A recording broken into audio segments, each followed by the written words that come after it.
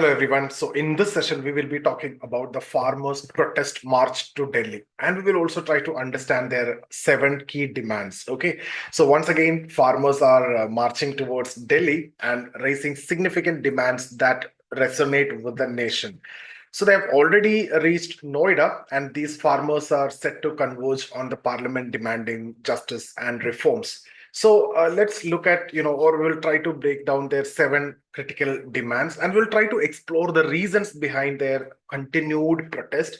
And we'll also examine the implications for both farmers and the government and for all of us, because if farmers face trouble, the country and everyone will face trouble, right? So let's dive into the analysis and we'll try to understand what's driving this renewed wave of dissent from the farmers' side. So let's talk about the march to Delhi. Okay, so the ongoing farmers' march is actually spearheaded by Bharatiya Kisan Parishad and Sukhbir Khalifa. So the plan involves reaching Delhi by December 6th, where a symbolic rally will unfold near the parliament. So the farmers across the states like Kerala, Tamil Nadu, and Uttarakhand are participating, making it a nationwide movement. So, additionally, if you see in several states, symbolic marches to legislative assemblies will also take place. That again underscores the depth of farmers' dissatisfaction. Let's analyze the seven main demands that have reignited this protest. So, firstly, the legal guarantee of MSP. So, I'll quickly tell you the seven demands and then we will go one by one. Legal guarantee of MSP, then loan waivers, pension for farmers and agricultural laborers, repeal of some controversial laws, justice for Lakhimpur Kheri violence victims, restoration of the 2013 Land Acquisition Act, compensation for protest deaths. So these are their seven demands. So first, they're talking about the legal guarantee of MSP. Farmers want legally guaranteed minimum support price for 22 crops. See, the government currently procures wheat and rice primarily from regions like Punjab, Haryana, and Uttar Pradesh. Other crops remain largely excluded. So farmers argue that the legal mandate would ensure fair price for all crops across the nation. Now, loan waiver. That's again very important. They are in loan traps. So that's the second demand. That's for complete loan waivers for farmers.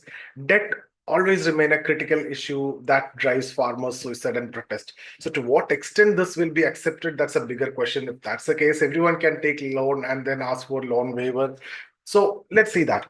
And then pension for farmers and agricultural laborers. So that's the next demand. Farmers are demanding the pension scheme that provide financial security to both farmers and laborers in the agricultural sector. Next is repeal of controversial laws. So farmers are pushing for the withdrawal of certain laws they perceive as harmful to their interest.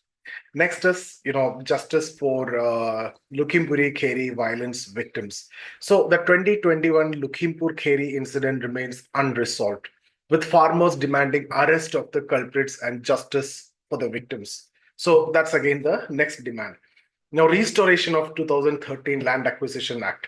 Farmers want the return of provisions under Land Acquisition Act of 2013, ensuring fair compensation and land allocation for displaced farmers. And then the next one is about compensation for protest deaths. So, compensation for families of farmers who died during the prolonged 2020-21 protest that remain a critical demand at this point of time. And farmers allege that many have yet to receive the amount, the financial support which actually promised. Let's focus on land acquisition and compensation. See, the demand for reinstating the Land Acquisition Act of 2013 has been a very important discussion and focal point. Farmers argue that any land acquired for infrastructure projects should offer compensation at 4 times the market rate. They also demanded a 10% land allocation for affected farmers and rehabilitation benefit for landless laborers. So this highlights the economic and emotional strain many farmers face due to the displacement. See, when we talk about displacement, it's not only about the economic settlement. There are a lot of other things also connected, right? Social rehabilitation, emotional aspect is also there, because then you may get money, you may be paid back, but at the same time you will be isolated. So that again need to be considered. Now, with respect to MSP and contract farming, what are the challenges? See, MSP remains a contentious issue, and farmers believe legalizing MSP is the only way to ensure fairness. So, the government proposed MSP guarantees for three crops, including pulse, maize, and cotton, for 5 years. Farmers argue that this is actually insufficient. So, their distrust seems from halted negotiations with central government, since February, and that is actually reflecting a deep communication gap also between the farmers and the government. And additionally, if you see, farmers reject the idea of contract farming, fearing exploitation and loss of autonomy. Now, see, the rally has been carefully planned with groups marching from various locations to Delhi. Leaders like Satnam Singh Ponnu and Surendra Singh Chautla are organizing this movement. Farmers are determined to maintain a peaceful but impactful demonstration, even if it means enduring long marches and nights on the roads. So, in response, Delhi and Noida police have imposed restrictions, including banning goods vehicles on certain routes and issuing advisories to commuters, etc. So various restrictions have imposed and certain bans also imposed, and emergency vehicles are being prioritized, and stringent, border checks are underway to ensure the safety. So let's also look at the Supreme Court stand on protest. See, the we acknowledge the farmers' right to protest and everything. Supreme Court have emphasized minimizing inconveniences to public. So you have the right to protest, but at the same time, the larger public interest is very much important, and it should not cause inconvenience to the larger public. Leaders have been urged to avoid blocking lifelines like Kanauri border, which is vital for Punjab's connectivity. So this judicial intervention underscores the need for balanced resolution in democratic setup.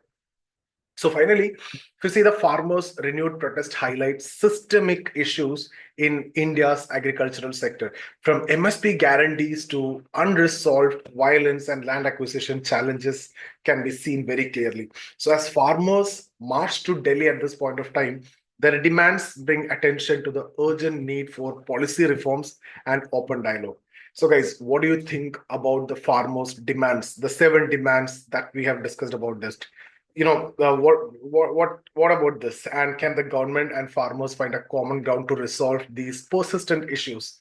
Share your thoughts in the comments. See, it's very critical and very important because the farmers' suicide is increasing, right? So that's about the session. Thank you so much for watching. In case if you're looking for a course or mentorship, you can see the link in the description. See you guys.